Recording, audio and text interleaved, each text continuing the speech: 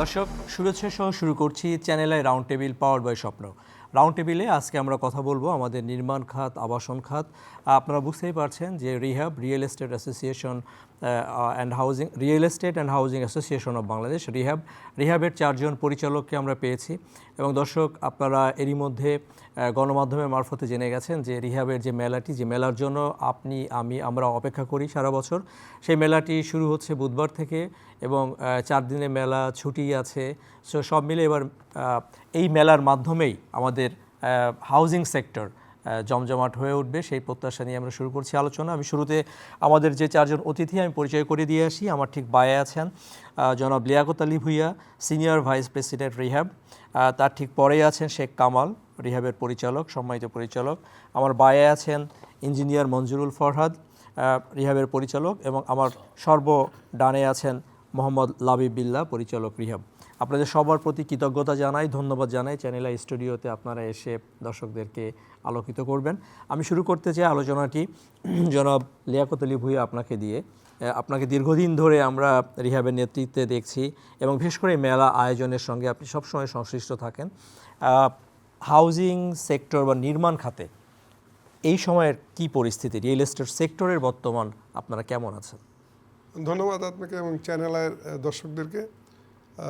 আপনি জানেন যে এই সেক্টরটা তুলনামূলকভাবে আগের চেয়ে খারাপ অবস্থায় ছিল বা আছে, কিন্তু আমরা খুব আশাবাদী। আপনি ইদানিং আপনি শুনছেন যে বর্তমান সরকার এবং পূর্ত মন্ত্রণালয় আমাদের ডেপ এর কিছু অংশ সংশোধন করেছে। তার ফলে আগামীতে এই সেক্টরটা ভালো হবে বলে আমরা মনে করি এবং সেই ক্ষেত্রে এই সেক্টরটা চললে দেশের অর্থনীতিও ভালো হবে, বিকজ এই সেক্টরের সাথে অনেকগুলা ব্যাকওয়ার্ড লিঙ্কেজ, ফরওয়ার্ড লিঙ্কেজের কিছু ইন্ডাস্ট্রি জড়িত, ফলে এর অর্থনীতিতে একটা বিরাট ভূমিকা রাখে এই সেক্টর এবং আগামীতে আরও ভালো ভূমিকা রাখবে বলে আমরা মনে করি। আমি ড্যাপের সংশোধনের ফলে কি উপকার হবে সেই বিষয়ে আপনার কাছে জানতে চাইব। আমি শেখ কামাল আপনার কাছে জানতে চাই, মেলাকে কেন্দ্র করে এই খাত কিভাবে উজ্জীবিত হবে, এবং আপনারা প্রেস ব্রিফিংয়ে বলেছেন যে যেহেতু 4 দিনের মধ্যে 3 দিনই সরকারি ছুটি পাচ্ছেন আপনাদের প্রত্যাশা কি? আসলে আমাদের বাংলাদেশে যে আমরা সবচেয়ে বড় আয়োজন আবাসন ক্ষেত্রে, সেটা হচ্ছে আমরা রিহ্যাব কর্তৃক করে থাকি। রাত পোহালেই, অর্থাৎ আগামী দিন সকাল থেকে আমাদের সেই মেলা আরম্ভ হতে যাচ্ছে।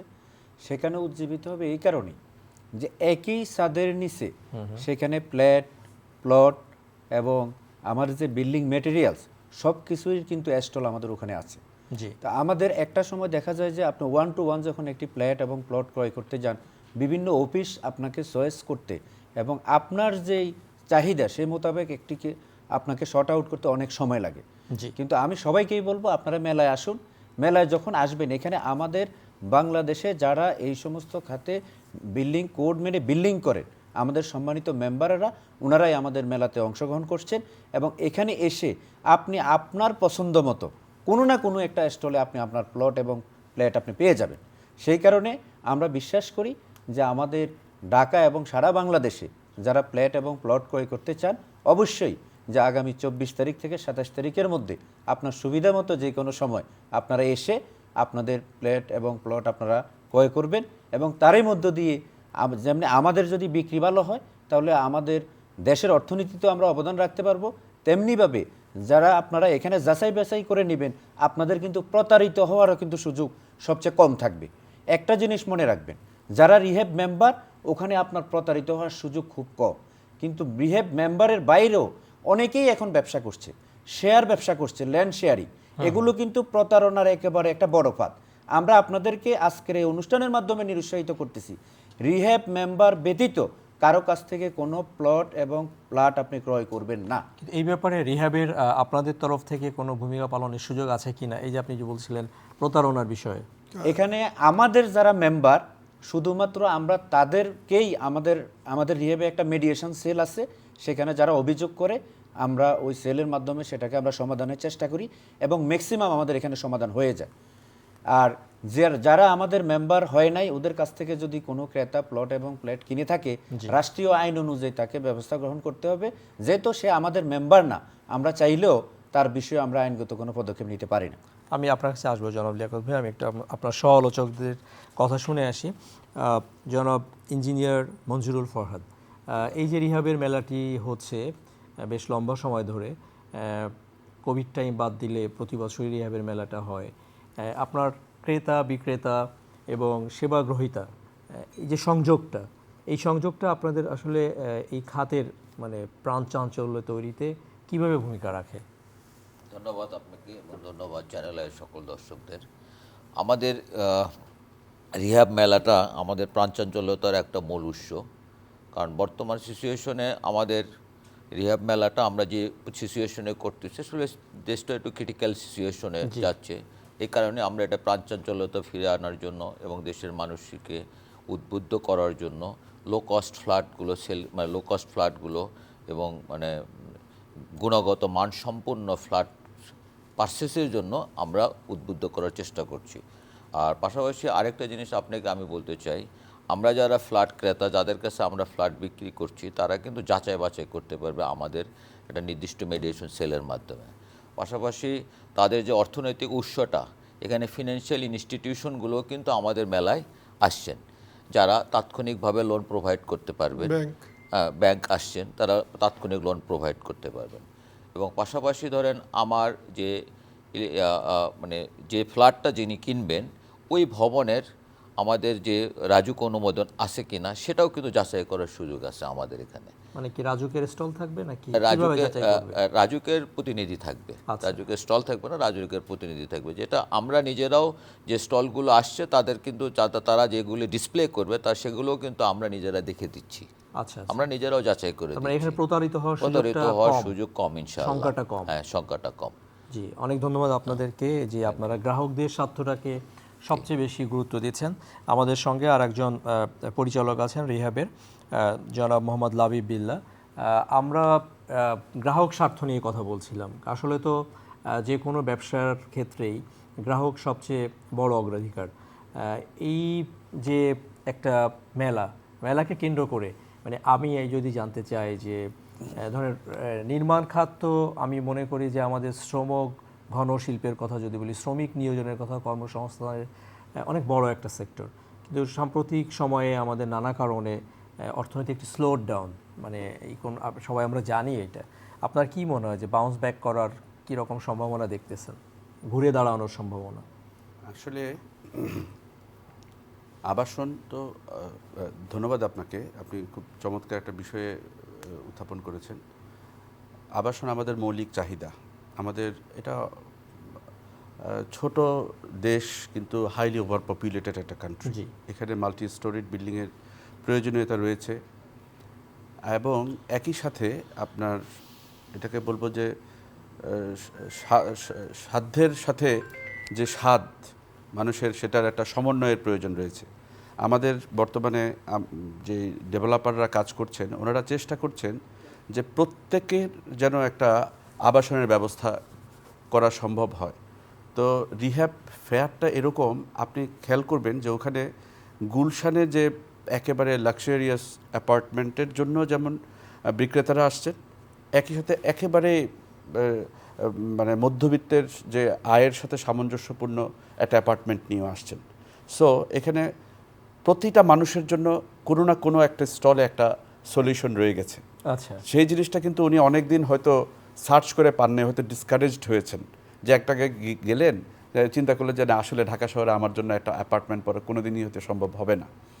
এখানে ফার্স্ট থিং হলো যে সব ক্যাটাগরির বিক্রেতারা এখানে আছেন, উনি ওই তারটা এখানে বেছে নিতে পারবেন এবং সাধ্য। হ্যাঁ, এবং এক্ষেত্রেও ওনাকে ফার্দার এইড করবে হচ্ছে আপনার ব্যাংক এবং ফিনান্সিয়াল ইনস্টিটিউশনগুলো। তারা ইনকামের বেসিসে যথেষ্ট আমি বলবো কি যে ফাস্ট অ্যান্ড রিজনেবল।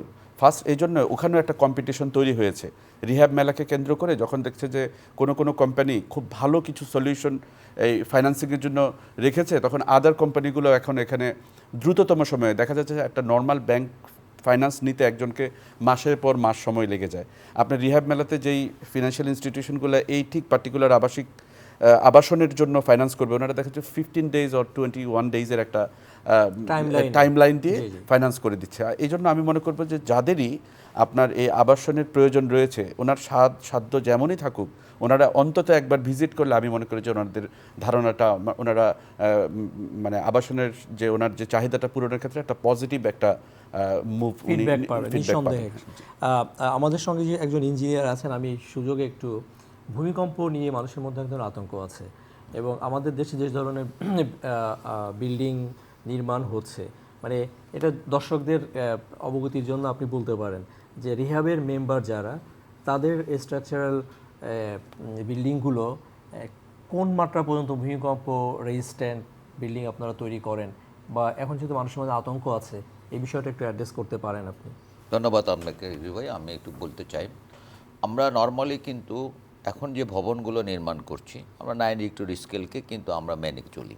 ওকে, আমরা আমেরিকান কোড অ্যালায়েন্স যেটা আমরা আছে আমাদের ভবন নির্মাণের যে নীতিমালা আছে আমরা কিন্তু 2015কে আমরা কিন্তু ফলো করছি, যেটা আমাদের ইনশাল্লাহ আমরা হয়তো অনেক আতঙ্কিত হচ্ছি যে আমাদের ভবনে দেখবেন ভবন নির্মাণের কিছু আমাদের নেগেটিভ মানে মানে অত্যাধুনিক পরিবর্তন আসছে কিন্তু, যেটা আসলে পিছনে ছিল না। আমরা ভূমিকম্পের উপরে মাথায় চিন্তা করে আমরা দেখেন আমাদের বিল্ডিংগুলো নর্মালি একটা ফ্ল্যাট সলিং সিস্টেমে কিন্তু কাস্টিং করি আমরা, যেটা আগে কিন্তু আমরা করতাম, আমরা বিম স্ল্যাব করতাম, কিন্তু আমরা কিন্তু এখন বিম কনসেল স্ল্যাব করে দিচ্ছি। আমরা কিন্তু নির্মাণ খাতে দেখবেন আমরা বেসমেন্ট যে জিনিসটা আছে, বেসমেন্ট যে গ্রোটা, এটা আমরা কিন্তু ফুল কাস্টিং করে দিচ্ছি 24 ইঞ্চেস অথবা 30 ইঞ্চেস, যেটা আগে কিন্তু আমরা নর্মালি ছিল না। এটা কিন্তু আমরা এই 2015 যে কোড আছে অ্যালায়েন্স আছে এটাকে কিন্তু আমরা ফলো করছি, যেটা বর্তমানে রাজুকও এটা ফলো করে। রাজু কিন্তু আমাদের অ্যালায়েন্স করে আমাদের কিন্তু দেয় যে তোমরা নতুন টেকনোলজি, মানে আমি যদি কত বছর আগে থেকে এটা আমরা অলরেডি কিন্তু 2008 থেকেই কিন্তু আমরা রান করছি। হ্যাঁ, কারণ 2000 যখন আমাদের রাজু নির্মাণ একটা নীতিমালা করে, ভবন নির্মাণ নীতিমালা করে, তখন কিন্তু সেই জায়গায় লিপিবদ্ধ করা ছিল এবং তারা রাজুকও কিন্তু আমাদের ওইটার বাইরে কিন্তু দিত না, কারণ স্ট্রাকচারাল ডিজাইন কিন্তু তারাও তখন থেকে জমা নেওয়া শুরু করছে, যেটা আগে কিন্তু ছিল না। আগে দেখবেন একটা পেপারের ভিতরে 3টা সেক্টর দেওয়া ছিল। কিন্তু বর্তমানে 2008 থেকে যখন 2008 ভবন নির্মাণ নীতিমালা যখন রাজুক অনুমোদন করলেন, তখন থেকেই কিন্তু স্ট্রাকচারাল ডিজাইনটা একটা আলাদা সেট আপ দেওয়া হতো, ভবন সেট আপটা একটা আলাদা হতো, ফ্রন্ট এলিভেশন ব্যাক এলিভেশন এগুলো কিন্তু একটা আলাদা সেট আপে থাকতো। তো যার কারণে আমরা আসলে যেটা আতঙ্কিত হচ্ছি যে আমাদের ভূমিকম্পে আমরা হয়তো অনেক বেশি ক্ষতিগ্রস্ত হব, আসলে তা কিন্তু হব না। নতুন ভবন যেগুলো নির্মাণ হচ্ছে ইনশাআল্লাহ এগুলো কিন্তু অনেকটাই প্রতিরোধী। তো এই যে ধরনের মানুষের মধ্যে এই বিশেষ করে এই রিসেন্ট যে একটা বড় ভূমিকম্প হয়ে গেল, এরপর থেকে কিন্তু আতঙ্কটা অনেক বেশি এবং সোশ্যাল মিডিয়াতে যারা এই ব্যাপারে জানাশোনা ভালো নাই তারাও মন্তব্য করছেন, ভিডিও কন্টেন্ট তৈরি করছেন। এই ব্যাপারে আমার কাছে মনে হয় যে আপনারা তো প্রফেশনাল, রিহাব থেকে আপনাদের অনেক বেশি মনোযোগ দেওয়া দরকার। আমি জনাব লিয়াকত আলী ভূঁইয়া আপনার কাছে জানতে চাইব, ভূমিকম্প নিয়ে এই যে মানুষের মাঝে আতঙ্ক, এই আতঙ্কটা দূর করার বিষয়ে আপনারা নিশ্চয়ই মেলাতে যদি কোনো একটা উদ্যোগ নেন, কারণ এখানে তো অনেক মানুষ আসবেন, ক্রেতারা, জনসমাগম হবে, আপনাদের এই প্ল্যানিংটা আছে কি না? আর ড্যাপের সংশোধনের ফলে কিভাবে আপনারা উপকৃত হবেন, আমরা মানে যারা প্লট কিনতে চায় দুই পক্ষই কিভাবে লাভবান হবে? ড্যাপের কথাটা আগে বলি। ড্যাপে দেখেন, ড্যাপে কিন্তু বাসযোগ্য করার জন্য ঢাকাকে একটা ভালো জায়গায় নেওয়ার জন্য ড্যাপ করা হয়েছিল, এবং এটা এক জায়গায় হয়তো অনেকে বলেন যে উচ্চ বিল্ডিং হলে ঢাকায় লোক সংখ্যা বেড়ে যাবে, ঢাকা চলাচলে আসবে, কিন্তু ওই ড্যাপে কিন্তু স্কুল কলেজের কথা বলা আছে, ডোবার কথা বলা আছে, জলশহর কথা বলা আছে, রাস্তার কথা বলা আছে, সেদিকে কিন্তু মন নাই। আপনি চিন্তা করেন ঢাকার একটা রাস্তার মধ্যে দিয়ে পৃথিবীর কোথাও এরকম নাই যে ঠেলা গাড়ি চলে, বাস চলে, মার্সিডিজ বেঞ্চ চলে, সব কিছু চলে, যান্ত্রিক অযান্ত্রিক দুই ধরনের, যান্ত্রিক অযান্ত্রিক, ইদানিংকালে টেসলাও চলে। হ্যাঁ, টেসলাও চলে। তো এখন এইগুলা চলার ফলে রাস্তায় কিন্তু মুভমেন্ট করা যায় না। এটা কিন্তু ওই সেই উচ্চ বিল্ডিংয়ের জন্য না, এটা রাস্তায় এইভাবে চলে দেখেই আপনি যত এখন কোনো বিল্ডিংও না থাকলে রাস্তা আপনি ক্লিয়ার পাবেন না, বিকজ এগুলো চলার জন্য। এই গেল একটা। তারপর আপনি ভিআইপি মুভমেন্টের একটা ব্যাপার আছে, তখনও কিন্তু রাস্তা জ্যাম হয়ে যায়। তো এই সব মিলায় তারপর আমরা ভিআইপি মুভমেন্টের পেইনটা আমরা এখন তো কম পাচ্ছি। এখন কম পাচ্ছি, আমি অদূর ভবিষ্যতের কথা বলতেছি, জি। যেটা তো আবার হচ্ছে একই জিনিস হবে। তো এই সব কারণেই কিন্তু ঢাকা শহর কিন্তু অনেক, এবং পৃথিবীর সব দেশে কিন্তু সার্কুলার পানির যে রাস্তাগুলো আছে এটা ক্লিয়ার থাকে, যেরকম ঢাকা টু সদরঘাট, আশুলিয়া টু সদরঘাট, আমাদেরও বৃত্তাকার নৌপথ চালু হয়েছিল। কিন্তু এটা মাঝে মাঝে করে সরকার আসলে এটা উদ্বোধন করে 2-4 দিন চলে, কিন্তু তারপর এটা বন্ধ হয়ে যায়। এইগুলা যতক্ষণ পর্যন্ত না হবে আপনার কোনো কিছুরই আপনি পাবেন না, মানে সুফল পাবেন না। জি। তো ড্যাপে এবার যেটা মানে আমাদের কিছু কিছু সার দেওয়া মানে জনগণের জন্য, এটা কিন্তু রিহাবের জন্য না। কেন আপনি শুধু রিহাব তো আর বিল্ডিং ঢাকা শহরে বানায় না, অনেক পাবলিকের আছে, তাদেরও জমি আছে, তারা বিল্ডিং বানানোর স্বপ্ন দেখে। তো সেই আপনার পাশে দেখা গেল একটা 9তলা বিল্ডিং আছে, কিন্তু আপনি এখন মানে আগের ড্যাপে যে প্রবলেমটা ছিল সে 3তলা বানাবে, তো 3তলা উপরে সে নিতে বানাতে হবে। এই যে বৈষম্য, এই বৈষম্যটা কিন্তু এখন কমানো হয়েছে, এবং এটা সবার জন্যই ভালো হয়েছে। তো এটা হচ্ছে ড্যাপের মোটামুটি আমি একটা দিলাম। আর আরেকটা বললেন আপনি ভূমিকম্পের ব্যাপারে, যেটা বললেন যে এখন দেখেন এটা আমরা কয়েকদিন আগে বাসুনিয়া স্যার একটা বক্তব্য দিচ্ছিল ইয়েতে, কি বলে একটা আবাসিক হোটেলে, তিনি যেটা বললো সেটারই কিছু কিছু বলি যে ভূমিকম্প নিয়ে আমরা কিন্তু খুব আতঙ্ক করতেছে, খুবই আতঙ্ক। আমরা এবার যখন ভূমিকম্প হলো সেদিন থেকে সকাল 11টা থেকে পরের দিন পর্যন্ত আমরা রিহাব একটা কন্ট্রোল রুম করলাম, যে কার কি ক্ষতি হচ্ছে আমাদের জানান। আল্লাহর রহমতে মানে রিহাবের কোনো কারো বিল্ডিংয়ে কোনো ক্ষতি হয় নাই। আমরা সব রিপোর্ট নিলাম, দেখালাম যে আল্লাহর রহমতে ভালো সব। এখানে হচ্ছে নতুন বিল্ডিং যেগুলো হচ্ছে, মানে গত 8 সাল থেকে যেটা ফরাদ বলল, সেই বিল্ডিংগুলো কিন্তু সমস্ত ভূমিকম্প সহায়ক বিল্ডিং। এবং কেন বলি, মানে এটা আমাদের 9 মাত্রার ভূমিকম্পকে অ্যাড্রেস করার মতো। আমি এটা বলা মুশকিল, 9 ইজ ভেরি বিগ। এখন 8 না, জনাব ফরাদ বলেছেন রিক্টার স্কেলে 9 রাইট। ডিজাইনটা আমরা এভাবেই করছি। ওকে, আমরা নরমালি ঠিক আছে। এবং এটার সাথে ফরাদ আরেকটা জিনিস যোগ করতে পারে না, আমাদের যে বর্তমান সিমেন্ট বলেন, রড বলেন, এগুলো কিন্তু সব ভূমিকম্প সহায়ক কোয়ালিটি আর কি। আগে এক সময় আমরা সিমেন্ট আমদানি করা লাগতো, রড না, কিন্তু এটা আমাদের দেশে যেগুলো আছে সব স্ট্যান্ডার্ড মেনটেন করে করা হয়। তাছাড়া আমাদের যে বিল্ডিং যারা বানাচ্ছে বা বিল্ডিং কোড মেনে তারা করতেছে আগে থেকেই, তো এইটা নিয়ে আতঙ্ক হওয়ার কিছু নাই আল্লাহর রহমতে, আমি মনে করি। ওকে, শেখ কামাল, মেলায় তো ধরেন অনেক ছাড় থাকে, অফার থাকে, তো আপনাদের এইবার মেলাতে আপনাদের মানে গ্রাহকদের জন্য, মানে গ্রাহকদের আকৃষ্ট করার জন্য কি ধরনের আপনারা অফার ও ছাড় কি থাকছে? ধন্যবাদ আপনাকে। আসলে প্রত্যেক মেলায় কিন্তু অবশ্যই গ্রাহকদের জন্য প্রত্যেকটি কোম্পানি স্পেশাল কিছু অফার নিয়ে আসে। তো আমরা রিহেবের জায়গা থেকে আমরা কাউকে কোনো অফার বা ডিসকাউন্ট দিতে পারি না। আপনার পরিচালকদের সবারই তো আবার স্টল থাকবে, কোম্পানি থাকবে, সেটাতে আমি এসেছি। বাট আমি একটুক বলে রাখি যে আমাদের রিহেব থেকে এবার কিন্তু বিশেষ করে লিয়াকত ভাই আমাদেরকে যে কাজটা উৎসাহিত করছেন, যারা আমাদের রিহেবে মেলায় আসবেন, যে এন্ট্রি টিকিটটা নেবেন, প্রত্যেকটা এন্ট্রি টিকিটের সাথে কমপ্লিমেন্টারি রিপ্লেসমেন্টের একটা ব্যবস্থা আমাদের মধ্য থেকে এবার আছে, রিহেব থেকে আছে। এবং প্রতিদিন আমাদের লটারির মাধ্যমে আমাদের প্রতিদিন ইন্ডিভিজুয়ালি পুরস্কার থাকবে। পাশাপাশি শেষ দিনেও কিন্তু আমাদের রেগুলার পুরস্কারের পাশাপাশি একটি বাইক থাকবে, সেটা হচ্ছে শেষ দিনের জন্য। এটা হচ্ছে আমাদের রিহেবের পক্ষ থেকে। আর ইতিমধ্যে আমরা বিভিন্ন কোম্পানির সাথে যতটুকু আমাদের যোগাযোগ হয়েছে, প্রত্যেকটি কোম্পানি তাদের পলিসিগত দিক থেকেই কিন্তু স্পেশাল ডিসকাউন্ট তারা রেখেছেন, এবং যারা ভিজিট করতে আসবেন ওনারা অবশ্যই সেটা দেখতে পাবেন। প্রত্যেকটি কোম্পানির ডিসকাউন্ট পলিসিটা কিন্তু ডিফারেন্ট। এই জন্য এটাকে ইন্ডিভিজুয়ালি বলতে গেলে অনেক সময়ের প্রয়োজন।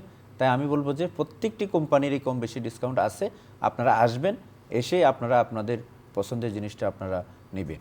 আর পাশাপাশি ফিনান্সিয়াল যে প্রতিষ্ঠানগুলো আসতেছেন, ওনারাও কিন্তু ওনাদের যে রেগুলার গতানুগতিক যে পলিসি, সেই পলিসিটাকে শিথিলযোগ্য করে আমাদের এই প্রেয়ারের জন্য স্পেশালি কাস্টমাইজ করে প্যাকেজ তৈরি করছেন। আজকেও আমার কয়েকজনের ব্যাংকের ঊর্ধ্বতন কর্মকর্তাদের সাথে কথা হয়েছে, এবং ইতিমধ্যেই কিন্তু অলরেডি ওরা কিন্তু সাইন শুরুও করছে যে কোম্পানির কাস্টমারদেরকে কিভাবে তারা ডিসকাউন্ট দিবে, কি ফ্যাসিলিটিসটা দিবে, এটা কিন্তু প্রত্যেকটা কোম্পানির সাথে এমইউ করতেছে। আমি যতটুকু জানি আজকেও 8-10টা এমইউ হয়েছে, যেটা আমার সহযোগিতায়, এবং আগামীকালকেও বেনুতে কিন্তু অনেকগুলোই প্রতিষ্ঠান এমইউ করবে। আচ্ছা, অনেক ধন্যবাদ আপনাকে মোহাম্মদ লাবিবিল্লাহ। এই যে 2 শতাধিক প্রতিষ্ঠান আপনাদের রিহাব মেলায় এবার পার্টিসিপেট করছে, সেখানে তো গুড মিক্স অফ আপনার ব্যাংক, আর্থিক প্রতিষ্ঠান এবং আপনাদের সেক্টরের বিভিন্ন সেবা এবং পণ্য নিয়ে থাকবে। ধরেন এইটার সঙ্গে আমি ট্যাগ করতে যেটা আপনাকে আমি আগেরবারও জানতে চেয়েছিলাম যে আমাদের সার্বিকভাবে ইকোনমি, আমাদের অর্থনীতিটা কতটুকু চাঙ্গা হবে সেটা আসলে নির্মাণ খাতের ওপরই অনেকটাই নির্ভর করে। এইখানে এমপ্লয়মেন্টের একটা হিউজ স্কোপ থাকে, কিন্তু এই সাম্প্রতিক সময়ের যে আমাদের যে স্লথ অর্থনীতি, হ্যাঁ, সেইটাকে নিয়ে মানে আপনাদের অ্যাপ্রিহেনশনটা কি, যেটা আমি একটু ফোকাস করতে চাই আসলে। ধন্যবাদ আবার আপনাকে। এটা একটা বিগ অপরচুনিটি। যদি আপনি ইন ফিগার যদি আমরা বলি, আমাদের এখানে 220টা স্টল আমাদের এখানে আছে, এর মধ্যে 14টা একদম প্রমিনেন্ট যে Banks. লিঙ্কেজ ইন্ডাস্ট্রি, ওকে, যেটা বিল্ডিং ম্যাটেরিয়ালসের যারা প্রডিউসার তারা এখানে আছেন, এবং 12টা bank company with other financial non bank financial institution তারা এখানে এসছেন। তো আমি মনে করি যে সারা পৃথিবীর জন্যই কিন্তু রিয়েল এস্টেট সেক্টর আপনার যে ইকোনমিক্স, যে স্লথ গতি বা এটাকে কাটিয়ে ওঠার জন্য এটা সবচেয়ে বড় ইনস্ট্রুমেন্ট, কারণ এটার ট্রানজ্যাকশন বা টার্নওভার ভলিউমটা অনেক বেশি যে কোনো আদার ইন্ডাস্ট্রি থেকে। তো আমি মনে করি যে বাংলাদেশ যেখানে একটা ট্রানজিশনের মধ্যে দিয়ে যাচ্ছে, মানুষের মধ্যে হয়তো একটা স্থবিরতা কাজ করছে, এটাকে মানে ভেঙে সামনের দিকে এগিয়ে যাওয়ার জন্য এটা অত্যন্ত ভালো একটা অপরচুনিটি, এবং সেই কাজটাই কিন্তু রিহ্যাব হাতে নিয়েছে।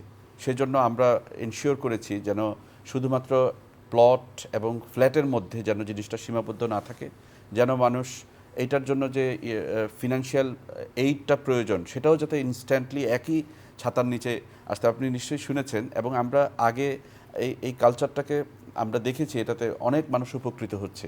বিশেষ করে ফিনান্সিয়াল কোম্পানিগুলো যখন তাদেরকে যে ইনিশিয়াল যে ধাক্কাটা, বড় একটা ইয়েটাকে যখন রিলিজ করে দিচ্ছে, তখন কিন্তু যিনি হয়তো চিন্তা করেছেন যে আমি আরও 10 বছর পরে 5 বছর পরে একটা ফ্ল্যাট কেনার কথা চিন্তা করব, উনি কিন্তু এই মেলাতেই সাইন আপ করে যাচ্ছেন একটা প্রপার্টি কেনার জন্য। তো নিশ্চয়ই বুঝতে পারছেন, যদি আমরা প্রায় 200-এর কাছাকাছি কোম্পানি যেখানে হিউজ ইনভেন্টরি নিয়ে আসছেন, তো সেখানে অনেক লোক সমাগম হবে, ট্রানজ্যাকশন হবে, এবং আমি মনে করি যে এটা ইকোনমিক যে স্থবিরতা এখান থেকে বের হয়ে আসার একটা খুব বড় একটা উপায় হিসেবে এটা আমি মানে ধারণা মেলাটাকে করি। একটা সুযোগ হিসেবে। জি, অবশ্যই এটা অনেক বড় সুযোগ, এবং আশা করি আমাদের এই মেলাতে মেলার পরবর্তীতে যখন আপনারা এটার একটা রিফ্লেকশন, যেটা আপনি আজকেও বলেছেন ব্যাংক বা এটা নিয়ে প্রবলেম হচ্ছে, এটা একটা রিফ্লেকশন খুব দ্রুতই আপনারা দেখতে পাবেন ইনশাল্লাহ। ওকে, জনাব মঞ্জুরুল ফরহাদ, পলিটিক্যাল সিচুয়েশন, আমরা তো রাজনীতির বাইরে আসলে কিছুই না, এক ধরনের অনিশ্চয়তা আছে। ওই অনিশ্চয়তা আপনাদের বিজনেসটাকে কি কোনোভাবে হ্যাম্পার করছে বা করে? নিশ্চয়ই করে, আপনাদের নিশ্চয়ই এক্সপেকটেশন করে, হ্যাঁ নিশ্চয়ই করে। সামনে নির্বাচন 12 হ্যাঁ, ফেব্রুয়ারি। কারণ হলো ধরেন এখন অনেক ক্রেতাই হয়তো চিন্তা করে যে আমি এখন কিনবো, এখন না, দেখি নির্বাচন কি হয়। আবার ধরেন আমরা যারা বিনিয়োগ হোল্ডার, যারা আমরা বিনিয়োগ করব, তারাও কিন্তু আমরা চিন্তা করি যে আসলে এখন আমরা নতুন ভবনে হাত দিব না, আবার একটু 2 মাস দেখি। তো সেই ক্ষেত্রে কিন্তু স্লথ গতি কিন্তু আমরা দৃশ্যমান দেখি, যেটা ধরেন আপনার আমাদের দেশের অর্থনীতির জন্য একটা নেগেটিভ সাইড। যেটা আমরা আশা করছি ইনশাল্লাহ এটা হয়তো কেটে উঠবে। আমরা লাস্টলি ধরেন 1 ইয়ার্স হলে আমরা একটা ডিজাস্টার সিস্টেমের মধ্যে আসলে দিয়ে যাচ্ছি। বাট আমাদের অর্থনীতি, আমরা হয়তো চেষ্টা করতেছি, বর্তমান সরকারও চেষ্টা করতেছে যেন আমরা মানে এই অর্থনীতিটাকে একটু সচল থাকুক এবং একটা সুন্দর পজিশনে গ্রহণ করুক, এটা আমরাও কিন্তু সেটা প্রত্যাশী। বাট আমরা ফেয়ার থেকে কিন্তু আমরা এটা অনেক বড় আশাবাদী যে ধরে নেন আমাদের ফেয়ারে কিন্তু ইনশাল্লাহ গত বছরও কিন্তু আমাদের সেল হয়েছিল অলমোস্ট 500 crore সামথিং। তো আমরা আশা করতেছি আমরা 1000 crore সামথিং আমরা একটা লেনদেনের মধ্যে নিয়ে যাব, এরকম কিন্তু আমরা একটা থিঙ্ক করছি। যার কারণে আমরা প্রসারণা বলেন, আমাদের যে আমব্রেলা, আমরা যে অ্যাসোসিয়েশন মানে এটা আমব্রেলা, আমাদের রিহ্যাবটা একটা আমব্রেলা। তো আমাদের আমব্রেলার আওতায় আমাদের যতগুলো মেম্বার আসছে আমরা সবগুলোই ধরে নেন এবং পজিটিভ ম্যাটেরিয়াল নিয়ে আসছে, এবং সবগুলোই কিন্তু দেখবেন যে নিউ কামিং না, যে আমার একটা অ্যাপার্টমেন্ট এখন রেডি হবে 1 বছর পরে পাবে, তা কিন্তু না। অধিকাংশই কোম্পানি কিন্তু নিয়ে আসছে যে আমাদের একদম রেডি ফ্ল্যাট, একদম রেডি ফ্ল্যাট নিয়ে আসছে যে ঠিক আছে ওকে টেকেন, মানে 1 মান্থ পরই সেটি হ্যান্ড ওভার নিতে পারবে, উঠতে পারবে। যে নিশ্চয়তাটা যেটা আমরা এবার দিচ্ছি, এটা আমরা প্রভাবলি আমরা চেষ্টা করতেছি যে এটা যেন কন্টিনিউ থাকে। তার মানে আপনার যারা অংশগ্রহণ করতেছেন এই যে 200+ প্রতিষ্ঠান, সবারই মোটামুটি তাহলে এই ধরনের সার্ভিসটাই বেশি, রাইট, প্রোডাক্টই বেশি আছে। আপনার আমি কিনলাম, আমি 1 মাস 2 মাসের মধ্যে উঠে যেতে পারবেন, রাইট। আচ্ছা। এবং সেই ক্ষেত্রে একটা সুবিধা হলো যে ফিনান্সিয়াল ইনস্টিটিউশনগুলো কি করতেছে, ওরা কিন্তু ট্রিমেন্ডাসলি 7 ডেজ 15 ডেজের ভিতরে ওরাও কিন্তু টেক ওভার করে। মানে আমি লোনটা পাবো না, ডিসিশন কিন্তু 2 ডেজই হবে। ওকে, ডিসিশন 2 ডেজই হবে, 15 ডেজের ভিতরে আপনি কমপ্লিটেড হবে। আচ্ছা আচ্ছা আচ্ছা, এখানে আরেকটা আপনাকে আমি বলে ফেলি, সেটা হলো একটা সময় আমাদের মানে পদ্ধতিটা, ব্যাংকিং যে সেক্টরগুলো, একটা নেগেটিভিটি ছিল যেটা রেজিস্ট্রেশন করার পরেই কিন্তু আপনার মর্গেজ হতো। কিন্তু এই বছরে আমরা ফিনান্সিয়াল ইনস্টিটিউশনগুলোর সাথে কথা বলেছি যেটা টিপি সিস্টেমে করা যায় কি না, ট্রাইপার্টি এগ্রিমেন্টে করতে পারলে তাহলে কি হলো, আপনার একটা ক্রেতা দ্রুত উঠে যেতে পারলো, জি, ব্যাংকও সাপোর্ট পেল। ব্যাংক পরবর্তী সময়ে ধরেন একটা ভবন পরিপূর্ণতা হওয়ার পর 1-2 মাস পরে রেজিস্ট্রেশন করে নিল, ব্যাংকও মর্গেজ করে নিল তখন। আচ্ছা, আমার আরেকটা প্রশ্ন, যে এই যে আমাদের কালো টাকা সাদা টাকা এনবিআর এর একটা বিষয় থাকে নীতিমালা, হ্যাঁ, তো সেই জায়গা কি কোনো কাভারেজ গ্রাহকরা পাচ্ছেন কিনা এইবার, মানে কি বাজেটে আসলে কি ছিল? আমরা একজন গ্রাহক হিসেবে তো স্বাভাবিকভাবে একটা প্রশ্ন থাকে যে আমি একটা ফ্ল্যাট কিনলাম, আমাকে আবার এনবিআর গ্রিল করলো। এটা আসলে হচ্ছে কি, আমাদের বাজেটে যদিও গত বছর ছিল সাদা টাকা কালো করার জন্য, মানে কালো টাকা সাদা করার জন্য, সরি, তো এই বছর কিন্তু আমরা এটা নিয়ে চেষ্টা করছি। ওকে, আসলে টাকা তো ব্ল্যাক হয় না, টাকা অলওয়েজলি অপদর্শিত অর্থ, রাইট। তো সেই ক্ষেত্রে ধরে নেন আমাদের কাছে কিছু বাধ্যবাধকতা আছে, এটা সত্য, যে ধরেন আমাদের অ্যাপার্টমেন্ট সেল করলে আমাদের এনবিআর অনেক সময় আমাদেরকে চিঠি প্রিন্ট করে যে আমরা কার কাছে সেল করেছি, কত টাকা সেল করেছি, এখানে একটা বাধ্যবাধকতা আছে। তবে আশা করি আমরা এনবিআরকে আমরা বোঝাতে সক্ষম হয়েছি।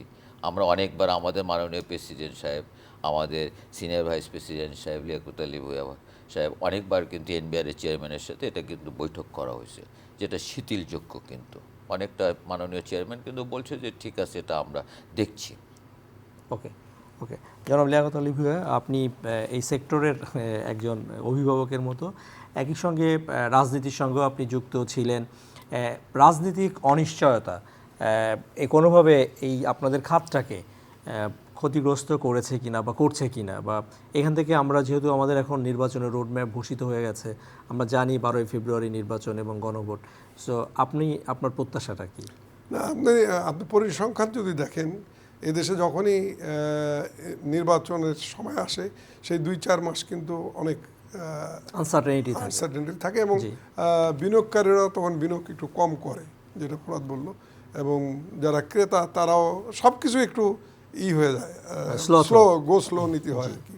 তো এইটা হতে পারে। আমি খালি ওই আপনি যে সাদা টাকা কালো টাকার কথা বললেন না, ওইটা একটু আমি টাচ করি প্লিজ। অ্যাকচুয়ালি আমরা তো কালো টাকা সাদা বা সাদা টাকা কালোর কথা বলি না, আমরা বলি অপ্রত্যাশিত, যেই টাকাটা আপনি ডিক্লারেশন দিতে পারেন। ধরে নেন আপনার কেউ বিদেশ থেকে টাকা নিয়ে আসলো, এটা এখন সাদা করতে পারতেন, বিকজ সে জানে না সিস্টেমটা, কিন্তু টাকাটা কিন্তু ব্ল্যাক মানি না। বা আপনার মনে করেন ভাই বোনের একটা বিল্ডিং ছিল, বিক্রি করে দিয়েছে, সবাই টাকা পাইলেন, 2 বোন হয়তো এটা ডিক্লারেশন দেয় নাই, কিন্তু টাকা সে তো তখন টাকাটা ইনভেস্টমেন্ট করতে পারতেছে না, কিন্তু টাকাটা কিন্তু না, কিন্তু ব্ল্যাক মানি না, বৈধভাবে পাওয়া টাকা, বৈধভাবে এটা সে ট্যাক্স ফাইলে দেখায় নাই। এখন আমরা কিন্তু এটা বারবার প্রশ্ন করি এনবিআর এর কাছে, বলি যে তাহলে টাকাটা কি করবে বলেন, আপনারাই বলেন এই টাকাটা কি করবে। টাকাটা তো মাটির নিচে রাখা যাবে না, তো টাকাটা ফাইনালি টাকাটা কিন্তু দেশ থেকে বেরিয়ে যায়, লিকেজ হয়ে যায়। আপনি আমাদের কাছে মনে করেন দু একদিন পর পরই বিভিন্ন সংস্থা থেকে চিঠি আসে, অমুক রহিমে আত্মমাতের কাছ থেকে ফ্ল্যাট কিনছে কিনা, অমুকের কাছ থেকে ফ্ল্যাট কিনছে কিনা, এরকম নাম আসে অলমোস্ট প্রত্যেক দিনই। তো এখন এই যে এখন যে যারা ইনভেস্টমেন্ট করতে চাচ্ছে, আমরা বলি যে অবশ্যই প্রশ্ন করতে পারবে, কিন্তু ঢালাওভাবে না।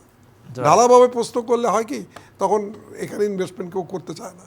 আমি যদি একটা ফ্ল্যাট কিনি, বা কোত্থেকে টাকা নিচ্ছেন, কোথার থেকে আসলো, মানে জিজ্ঞাসাবাদ, এটা সে তার মনে করে যে এখানে ইনভেস্টমেন্ট না করে আমি বিদেশে ইনভেস্ট করি, এটা আমার জন্য ভালো। অনেক ধন্যবাদ আপনাকে। আমরা শেষ করব, আপনাদের চারজনের প্রতি ধন্যবাদ এবং কৃতজ্ঞতা জানাই আবারও। দর্শক, রিহাবের যে মেলাটি 4 দিনের মেলা, এবং আমি আবারও একটু রিপিট করি, 4 দিনের মেলার মধ্যে 3 দিনই থাকছে ছুটির দিন, সরকারি ছুটির দিন। সো আপনি আপনার পরিবার নিয়ে মেলা ঘুরে আসুন। আর আপনারা শুনেছেন যে মেলায় শুধু ফ্ল্যাট কেনা না, এখানে পুরস্কার জেতারও সুযোগ রয়েছে। সো গুড লাক, ভালো থাকুন, সুস্থ থাকুন।